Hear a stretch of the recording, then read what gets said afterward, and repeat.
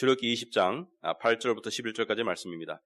안식일을 기억하여 거룩하게 지키라.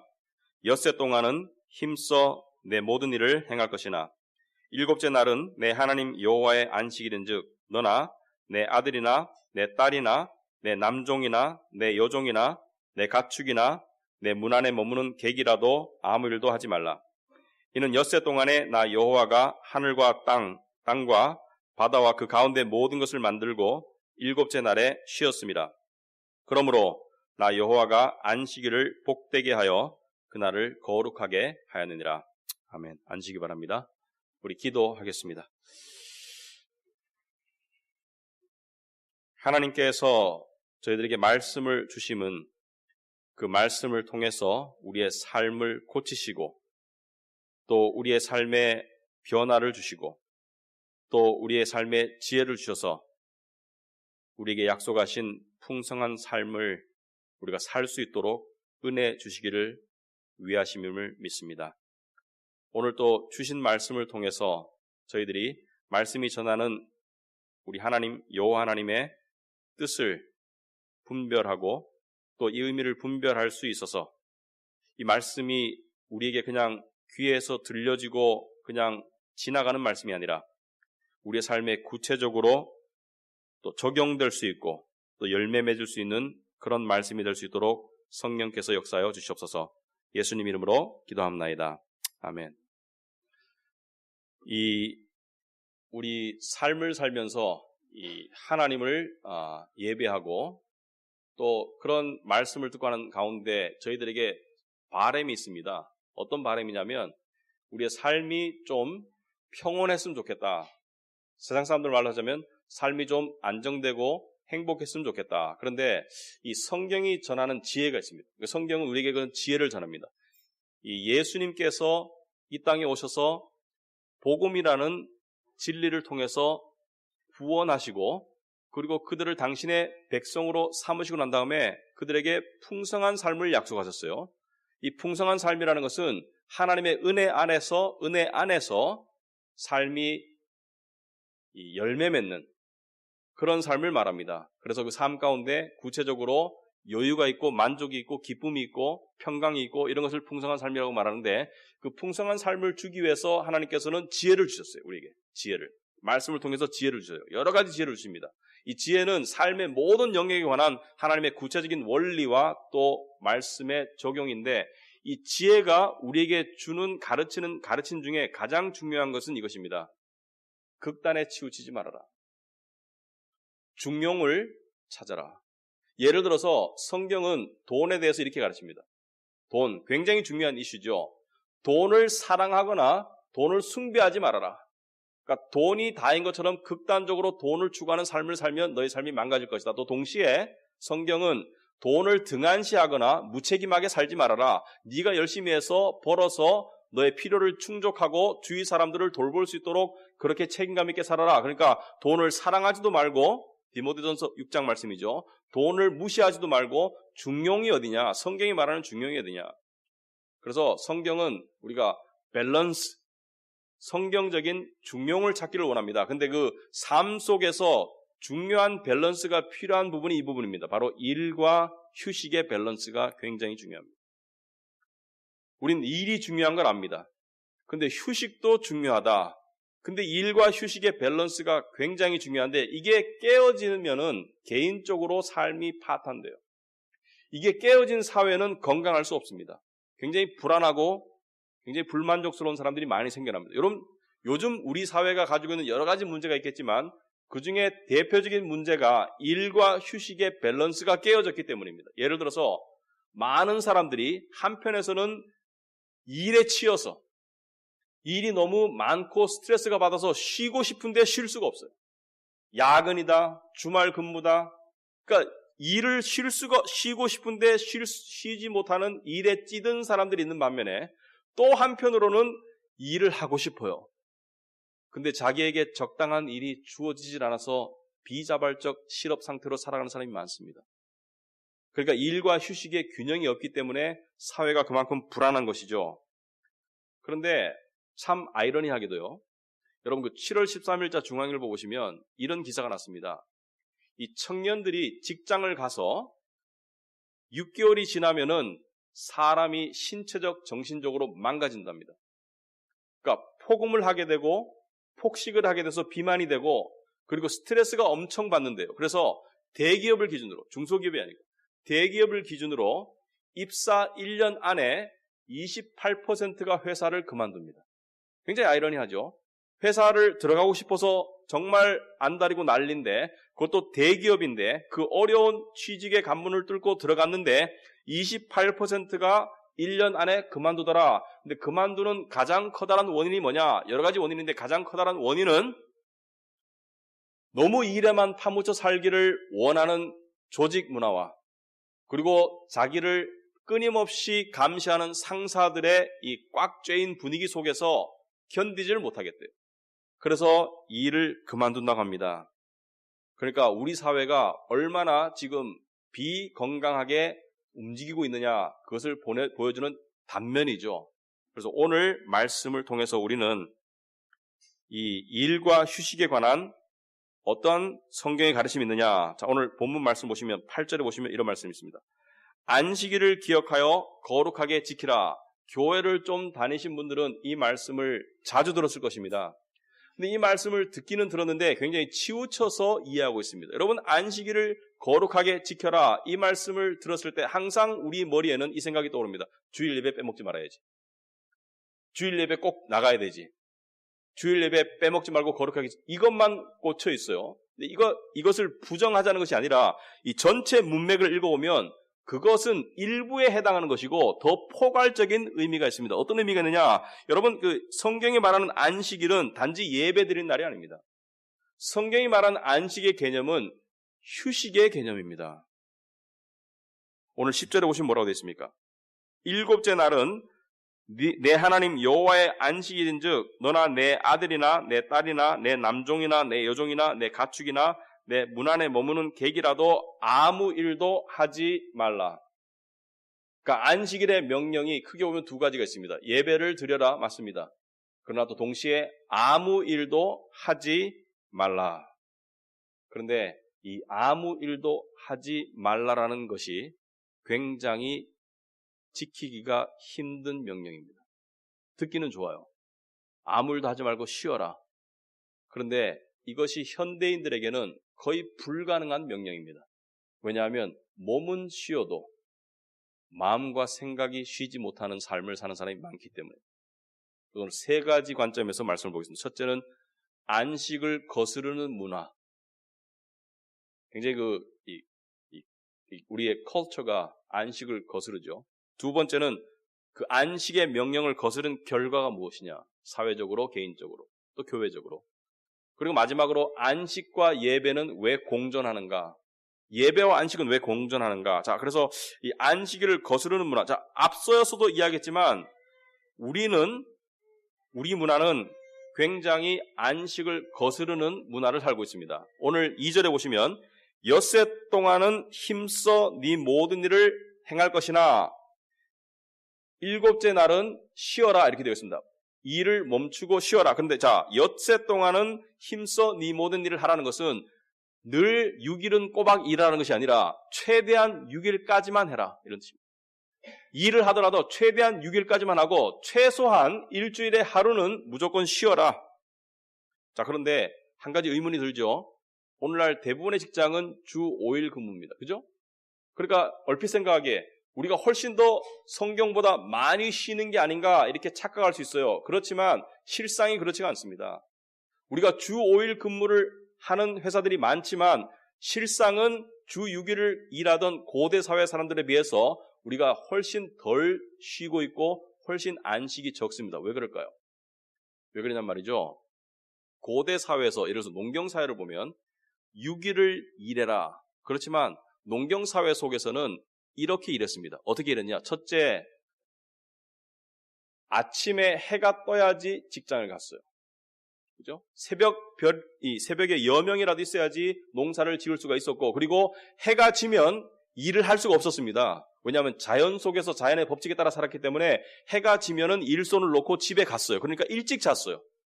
여러분 12시 전에 자는 잠하고 12시 이후에 자는 잠하고 퀄리티가 많이 다른 거 아시죠? 12시 전에 자는 잠 1시간이 12시 이후에 자는 잠 2시간보다 훨씬 더 좋답니다. 그러니까 사람이 건강하려면 10시에 자서 아침 5시, 6시 일어나는 게 제일 좋다. 저도 못 지킵니다.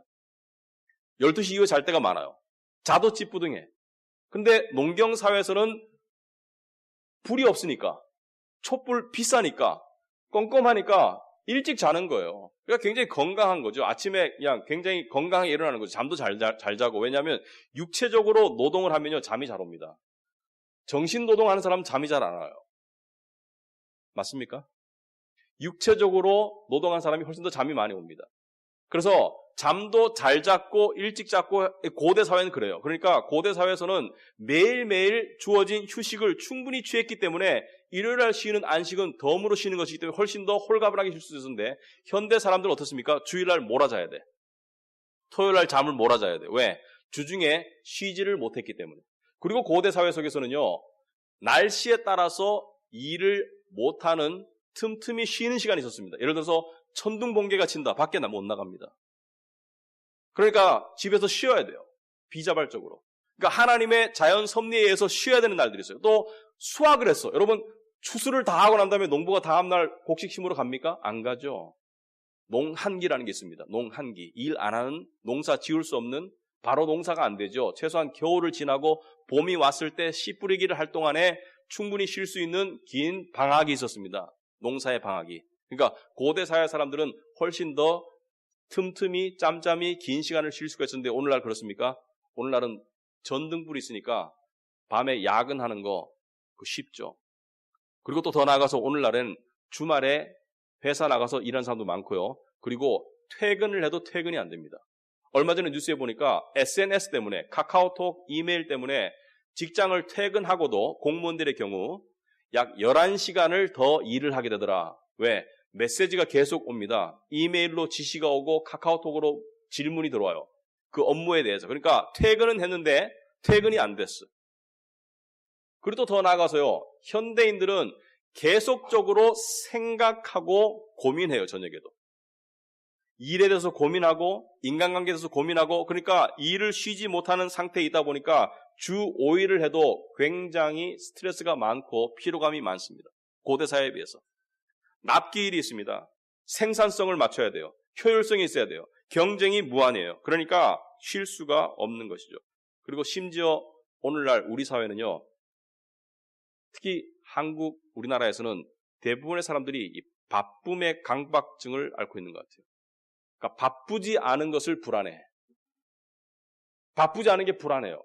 특히 외국 사람들이 오면 굉장히 객관적으로 이게 보인답니다. 빨리빨리 문화. 그러니까 바쁘지 않으면 불안하고 바쁘지 않으면 뒤처지는 것 같아. 이걸 우리가 어렸을 때부터 배웠어요. 학교 다닐 때부터. 학교 다닐 때부터 우리는 여러분 미국이나 이런 데 가면 3시 이후에는 애들이 뛰어놀아요. 우리는 어디 갔죠? 학원에. 언제까지? 밤 10시, 11시까지. 주말에 쉬었습니까? 토요일, 일요일 날 다른 애들은 강으로 바다로 갈 때 우린 뭐 했죠? 여러분 오늘날 학부모들이 모이면 뭐라 그럽니까? 우리 애는 일요일 날 학원을 몇 개 다니는지를 자랑해요. 쉴 틈이 없대요. 애를 그렇게 놀리다가 도태되면 어떡하냐요. 그래서 애를 계속 토요일, 주말 없이 학원을 계속 보냈습니다. 그래서 우리는 어렸을 때부터 쉼을 부정적으로 바라보는 시각이 길러졌고 그리고 바쁘게 살지 않으면 불안했어요. 성적이 떨어질까봐, 취직을 못할까봐, 직장에서 뒤처질까봐 그래서 직장에서 소위 말하는 이사가 되려면요. 굉장히 바쁘게 살아야 됩니다. 아침에 일찍 출근하고 저녁에 제일 늦게 퇴근하는 사람이 이사가 될 확률이 높습니다. 그런데 우리나라의 이 비정상적인 교육 환경을 칭찬하는 분이 있어요. 오바마 대통령이. 잘 모르시는 것 같아요. 한국의 교육을 본받아라 그렇게 말합니다. 절대로 본받으면 안 됩니다. 우리 교육 중에 본받아야 될 부분이 있을지 모르겠지만 우리 교육은 사람들로 하여금 바쁨의 강박증을 갖도록 해서 이 교육받은 그대로 살기 때문에 평생을 그렇게 살아가도록 만들어요. 그러니까 세상이 너무 바쁘고 각박해요. 그러다 보니까 과대망상에 사로잡힌 사람들이 생겨납니다. 특히 지도자층에서 기업이나 공무원들이나 또 자영업자나 어떤 과대망상입니까? 자기가 일을 멈추면 세상이 멈출 것 같은 그런 착각 속에 살아가는 사람이 많아요. 그러니까 자기가 일을 멈추면 세상이 멈출 것 같기 때문에 계속 움직이다 보니까 자기만 피곤한 것이 아니라 주위 사람이 다 피곤해. 왜? 업무 지시가 수시로 내려와요. 제가 목회를 하기 전에 목회에서 성공할 수 있는 비결을 어느 책에서 읽었습니다. 제가 비즈니스를 했기 때문에 목회도 비즈니스로 생각해서 목회에서 성공할 수 있는 비결을 읽었는데 이렇더라고요. 밤 12시든 1시든 생각나는 것은 바로 실행해라. 그래서 성공적인 목회를 하는 사람들은 부목사나 전도사님들에게 밤 10시나 11시나 시간에 관계없이 생각나는 아이디어를 바로바로 전달해서 실행토록 해야지 성공한답니다. 왜? 자기가 일을 멈추면 세상이 멈출 것 같기 때문에 주위 사람들까지 피곤해요. 그리고 또 하나 굉장히 안타까운 현실이 있습니다. 무엇이냐? 우리 사회에서는요, 소위 말해서 돈이 안 되는 일이지만 굉장히 중요한 일이 있습니다. 그런데 오늘날 이 황금, 이 돈의 물질 문명에 찌든 우리 문화 속에서는 돈이 안 되는 일은 일이 아닌 것처럼 취급하는 그런 문화가 있습니다. 예를 들어서 주부들, 가정주부들이 자발적으로 직장을 갖겠다 괜찮습니다. 그렇지만 직장을 안 가지면 자기 가치가 무가치한 것처럼 자기가 무능한 것처럼 여겨지는 문화는 굉장히 비성경적입니다. 뭐냐? 가정주부의 일만큼 중요한 일이 어디 있습니까? 자식을 기르고 가정의 정신적 정서적 울타리가 되는 주부의 일만큼 중요한 일이 어디 있습니까? 그래서 모든 주부들은 일을 그만둘 권리가 있어요. 왜? 충분히 일을 하고 있기 때문에. 근데 좋아하는 주부가 없네. 저는 그렇게 생각합니다. 주부의 일이 굉장히 중요한 일이다. 돈 버는 일보다 훨씬 더 중요한데 세상 속에서 너무 돈 안 되는 일은 하찮게 보는 문화 때문에 많은 여성분들이 그렇게 하고 싶지 않지만 일을 병행하려고 하는 그러한 부담감을 가지고 살아가고 있다. 그래서 결론적으로 말하자면요. 우리 지금 문화는 많이 비성경적입니다. 많이 잘못되었고 그 문화가 우리를 올가매고 우리를 움직이기 때문에 여러분 중에요. 어렸을 때부터 열심히 산 사람일수록 공부도 열심히 하고 열심히 산 사람일수록 여러분 삶 가운데 이러한 삶의 패턴이 내재돼서 괴로울 겁니다. 뭔가 생산적이지 못한 시간을 견디지 못하는 뭔가 앞서 나가지 못하는 것을 견디지 못하는 뭔가 빨리빨리 하는 것을 빨리빨리 못하는 것을 견디지 못하는 그러한 기제가 여러분 안에 내재되어 있다면 여러분은 절대로 휴식할 수 없습니다. 왜냐? 휴가는 시간과 돈이 있으면 가능해요. 그러나 진정한 휴식은 그것만 가지고 안 됩니다. 진정한 휴식은 무엇인가? 여러분 요즘에 휴가 가는 사람 많죠. 특히 이번 7월 말 8월 초가 대한민국 국민의 50% 이상이 가는 휴가철입니다. 그러니까 바다로 심지어 외국으로 휴가를 많이 떠나요. 그런데 휴가와 진정한 휴식은 다릅니다. 진정한 휴식이 되려면요. 사람이 육체적으로 정신적으로 풀어질 수 있어야 돼요. 그런데 바다에 가서도 계속 회사 일이 떠오른다든지 어디 휴가 한 데 가가지고도 계속 사람들과의 관계 속에서 시달림이 떠오른다든지 그래서 일상의 스트레스가 계속 따라다니지 않습니까? 그러면 휴가가 안 됩니다.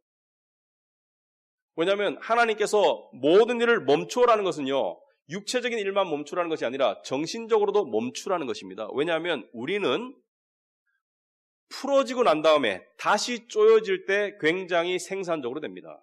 그래서 휴가는 보다 생산적인 삶을 위한 준비의 단계고 필요 단계라면 우린 풀어질 줄 알아야 돼요. 그래서 일설에 따르면 사도 요한이 유명한 사도 요한복음을 쓴 사도 요한이 이 취미가 있었습니다. 무슨 취미냐? 새를 보는 거.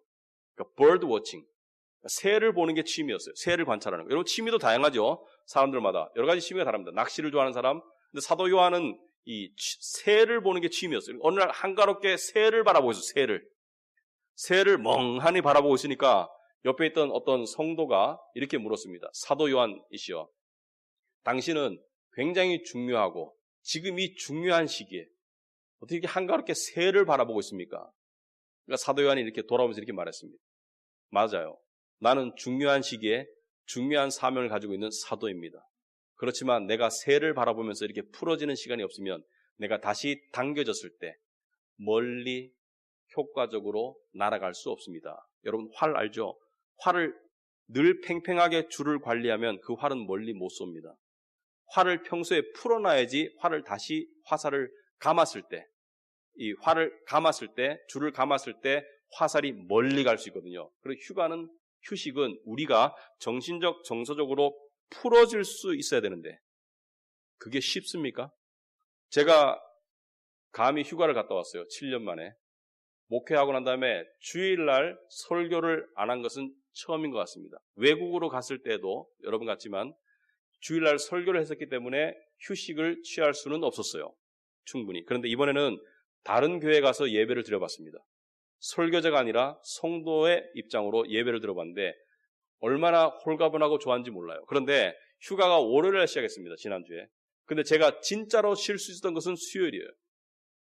월요일, 화요일 동안은 쉴 수가 없었습니다. 왜? 몸은 서울을 떠났었어요. 멀리 가고 싶어서 남쪽으로 그냥 달렸어요. 그래서 목포까지 갔는데 쉬지를 못하는 거예요. 왜 못 쉬었느냐? 계속 교회의 일들이 생각이 나요. 계속 교회 성도들이 떠오르고 그리고 내가 이렇게 떠나 있어도 교회가 괜찮을까 이런 이 오만한 생각까지 들었습니다. 그래서 쉴 수가 없었는데 깨달았습니다. 쉬는데도 믿음이 필요하다. 믿는 사람에게는. 어떤 믿음이 필요합니까? 하나님께서 모든 것을 주관하시고 계시고 그리고 나에게 휴식이 필요해서 주셨고 이 휴식을 통해서 내가 다시 회복되어서 더 열심히 주를 섬길 수 있을 것이다. 그래서 말씀을 외우기 시작했어요. 예를 들어서 빌립보서 4장 6절 말씀 아무것도 염려하지 말고 오직 모든 일에 기도와 간구로 너희 구할 것을 감사함으로 하나님께 아뢰라. 그리하면 모든 지각에 뛰어나신 하나님의 평강이 너희 마음과 생각을 지키시리라. 여러분 이게 필요합니다. 너희 염려를 모두 주께 맡겨라. 그가 돌보실 것이다. 베드로전서 5장 7절 말씀이죠. 이러한 말씀을 암송하면서 제 마음을 믿음의 모드로 끌고 가고 난 다음에 그리고 수요일 날 저는 갯벌에 가서 조개 잡는데 혼신의 몸을 쏟았습니다. 조개 잡는데 그냥 한 2시간을 푹 빠져서 있으니까 제가 목사라는 것을 망각할 수 있었습니다. 그리고 카비넌트 교회를 잊어버릴 수 있었습니다. 그래서 쉼이 가능했습니다. 여러분 사람마다요. 우리 믿는 사람에게는 2가지가 돼야 휴가가 됩니다. 첫째는 믿음을 가져야 됩니다. 마음에 있는 근심이나 스트레스적인 생각을 하나님께 맡기지 못하면 휴가할 수 없습니다. 이것은 매일매일 이루어져야 되는 것이에요. 여러분 어느 목사님이 목회를 하는데요. 굉장히 바쁘게 좀 큰 교회를 목회하는 분인데 열심히. 근데 성도가 물어봤어요. 목사님 굉장히 해결해야 될 일도 많고 고민도 많으실 텐데 잠은 잘 주무시나요? 그러니까 목사님이 그래도 다행히 잠은 잘 잔답니다. 그러니까 어떻게 잠을 잘 주무십니까? 저녁에도 생각이 많으실 텐데 그래서 이렇게 잠을 잔답니다. 저녁에 많은 생각과 많은 고민과 많은 근심인데 이것을 하나님께 맡긴대요. 기도로. 하나님께 다 짐을 드리고 나면 홀가분하게 잠을 잘 수 있더라. 그래서 우리는 매일매일의 휴식이 필요하죠. 또 때로는 긴 휴가 기간도 필요하고 또 주일날 안식도 필요하고 한데 여러분 그러기 위해서는 믿는 사람은 믿음을 가져야 됩니다. 여러분의 염려를, 여러분의 근심을, 여러분의 문제를, 여러분의 스트레스를 주님께 맡길 수 있는 믿음이 있어야 되고요. 둘째로 여러분 휴가 떠나시는 분들이 있으실 텐데요. 꼭 여름에만 아니라도 여러분들이 정말 이 삶을 멈출 수 있는 일상을 멈출 수 있는 무언가를 개발해야 됩니다. 그게 하나님이 주신 자연 속에서 무언가가 좋습니다. 왜? 자연 속에서는 내가 흙과 자연과 하나님의 창조의 일부라는 것을 내가 깨닫고 신에 대한 인식이 깊어져요. 우리는 인공물 속에 살고 있죠. 콘크리트 빌딩 속에 살고 있기 때문에 신에 대한 인식이 약하고 그리고 자연의 일부 속에서 느껴지는 그러한 충족감이 없어요. 그래서 자연 속에서 여러분들이 할 수 있는 일이 있어야 되는데 예를 들어서 수영을 좋아한다, 등산을 좋아한다, 여러 가지가 있을 수 있겠죠. 낚시를 좋아한다. 근데 내가 일상을 멈출 수 있는 활동이 있으면 좋은데 결혼하신 분들 같은 경우는 그게 같으면 좋겠죠. 공통분모가. 전 알아요. 많은 여성분들이 쇼핑을 통해서 일상을 잊을 수 있다는 것을 압니다. 그러나 남자들은 미칠 지경이에요. 쇼핑 가면 피곤해 죽겠어. 여자들은 1시간, 2시간 하면 힘이 나는 것 같아. 남자들은 기운이 빠지죠. 그래서 그런 혼자만의 일상이 아니라 같이 할 수 있는 일상이 필요하다. 저희 부부는 발견했습니다. 궁금하시면 나중에 물어보세요. 그런데 그러한 일상 속에서 여러분들이 일상을 멈출 줄 알아야 된다. 2가지가 가능해야 된다. 여러분, 이 마지막으로 예배와 안식은 왜 공존해야 되는가? 여러분, 진정한 예배와 참된 안식은 공존하는 것입니다. 그래서 이 4번째 계명, 안식일을 기억해서 거룩하게 지켜라. 이것이 예배로의 부름도 되지만 안식으로의 부름도 된다. 그런데 많은 사람들이 주일날 예배 드리러 가는 것을 일로 생각해요. 주일날 예배 드리러 가는 것이 일이고 또 하나의 부담으로 생각해요. 그것은 예배에 대한 조금 건강한 인식은 아닌 것 같습니다. 여러분, 예배와 안식은 왜 공존하느냐? 예배는요, 여러분 일주일 동안 삶을 살면 믿음의 배터리가 충전되어 있습니까? 방전되어 있습니까? 거의 방전되어 있을 거예요. 마음의 근심과 스트레스가 쌓여있을 것입니다. 그래서 이 예배당 안으로 들어올 때 어떤 상태로 들어오시냐면, 대부분의 경우, 그렇지 않은 분도 있겠지만, 믿음이 충만해서 들어온 분도 있겠지만, 대부분의 경우는 예배당 안으로 들어올 때 어떤 입장에 들어옵니까? 좀 지쳐있고, 좀 방전되어 있고, 그리고 좀 불안하고, 좀 두렵고, 여러 가지 스트레스적인 상황을 가지고 예배당으로 들어옵니다. 잡생각을 가지고. 그러나 예배가 시작되고 예배에 이끌리는 동안에 여러분은 거기서부터 자연스럽게 벗어나는 은혜가 있을 줄 압니다. 예배 집중할 때. 그래서 예배당에 와서도 일을 계속 생각하면 예배가 안 됩니다. 예배당에 와서 일을 멈추고 휴식이 돼야지 예배가 되고, 예배가 돼야 휴식이 됩니다. 그러니까 예배와 휴식은 같이 가는 거예요. 그리고 예배를 마치잖아요. 그러면 여러분의 영과 마음과 심지어 육체가 안식 모드로 들어갈 수 있는 믿음이 생기는 거예요. 그래서 예배 마치고 주일날 남은 시간을 여러분이 좋아하는 일을 하면서 안식하는 거예요.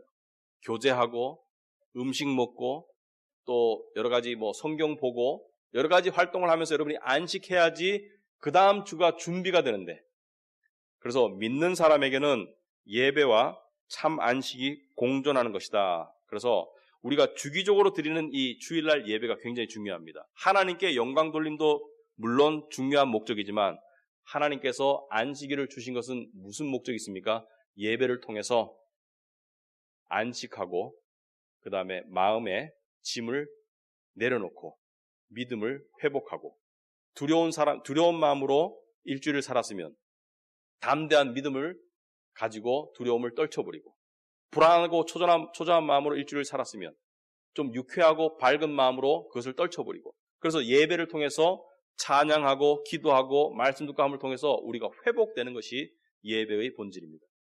그래서 일주일 동안 방전되었던 우리의 배터리가 예배를 통해서 충전되고 그리고 다시 일주일을 살아간다. 이게 예배의 본질입니다. 그래서 예배는 하나님의 영광을 위한 것이지만 안식일을 지키라는 것은 또 동시에 안식일은 누구를 위한 것이죠? 바로 하나님의 백성을 위한 것입니다. 그래서 여러분이 안식일의 원칙을 알아야 된다. 그래서 예배가 되지 않고 믿음이 떨어진 상태에서 아무리 쉬어보세요. 쉼이 없습니다. 정말 믿는 사람에게 쉴 수 없어요. 왜? 세상적인 스트레스와 걱정 때문에 쉬어도 쉴 수가 없어요. 그렇지만 믿음이 채워지고 그 다음에 하나님을 향한 이 예배의 마음이 들 때 정말 안식할 수 있습니다. 그래서 우리가 휴가 갈 때 자칫 잘못하는 게 있습니다. 휴가 갈 때 성경 말씀과 기도를 다 내려놓고 휴가를 가보세요. 그러면 휴가가 정말 믿는 사람에게는 힘들어집니다. 나중에 짜증나요. 그래서 휴가 기간에도 말씀을 짧게라도 말씀과 기도 생활을 하면서 휴가를 해야지 정말 휴가가 될 수 있습니다. 왜? 믿음과 안식이 같이 가야 되기 때문에. 그래서 여러분에게 도움되는 말씀들을 외우고 있는 게 상당히 중요합니다. 저 같은 경우 시편 23편 상당히 좋아합니다. 여호와는 나의 목자시니 내게 부족함이 없으리로다. 그가 나를 푸른 초장에 누이시며 쉴 만한 물가로 인도하시는도다. 여러분, 어떤 말씀이든지 좋아요. 여러분에게 믿음의 모드로 들어갈 수 있는 말씀이 바탕이 돼야지 진정한 휴가가 됩니다. 그래서 믿는 사람들은 세상 사람들과 휴가의 방법이 다르죠. 우리는 진정한 안식을 원하는 것이에요. 그리고 마지막으로 천국이 무엇이죠?